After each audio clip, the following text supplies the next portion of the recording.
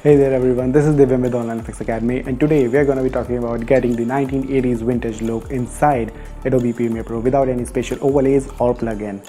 Now this is actually a very simple effect and I'm going to show you how to do it right now. So without any further ado, let's get started.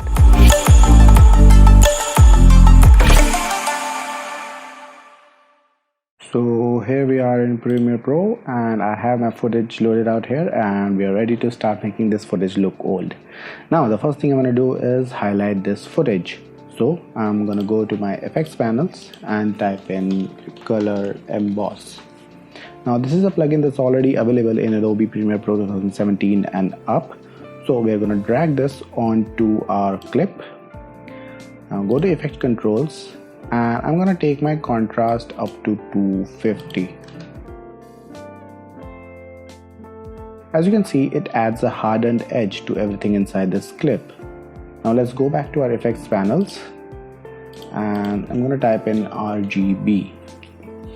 Here, let's grab our color balance RGB and drop onto our clip. And in effects controls, in opacity where it says blend mode, change the blend mode to linear dodge add. We want to separate red, green and blue channels and we want blending mode to add all those colors together. Now let's go down to color balance and we're going to take down the green channel and the blue channel down to 0. And while we have this clip selected, we're going to hold Alt and drag it like this to duplicate it. And let's do it one more time.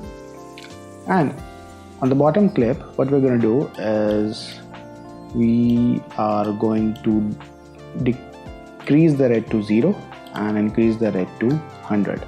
Now if it goes back down to 39 by itself, don't worry about it because that's the maximum, and because that's the maximum value, so leave it as it is. And then down to the bottom layer, decrease the red to 0 and increase the blue to 100.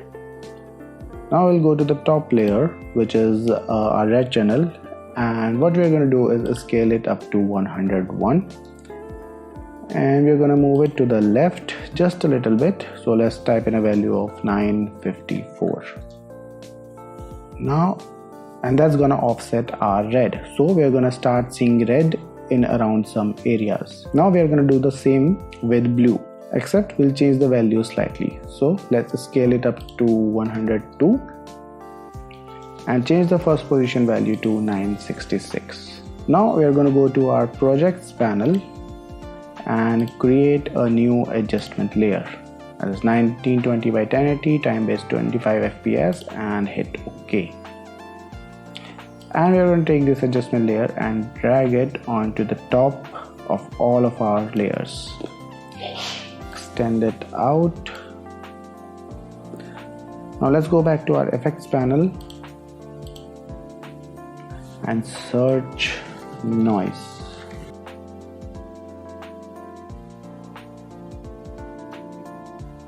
Select the noise effect and drag and drop it onto our adjustment layer. And let's increase the amount of noise to 20%. We also want to add those glitchy waves you get that run through some of the footage when you are watching it on a VCR. So let's go back to our effects panel and this time we are going to type in wave warp. I'm sorry, I typed that wrong. So wave warp. Drag wave warp onto the adjustment layer. And in effect controls, we're going to change wave type to square and increase the wave width to 1000.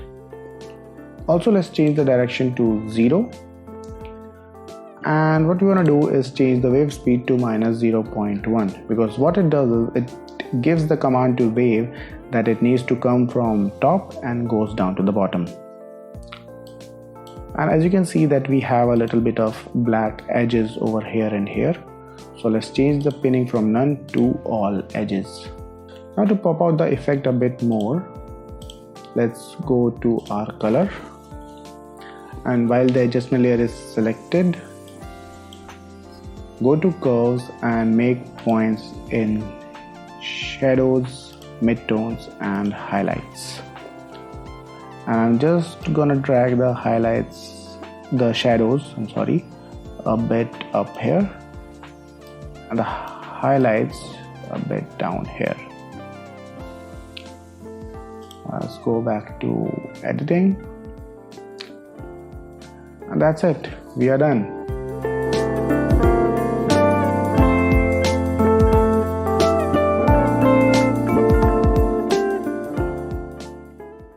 So I hope you have fun trying this super cool effect on your own. Thank you so much for watching this video, and if you like this video, please don't forget to press the like button and subscribe to our channel.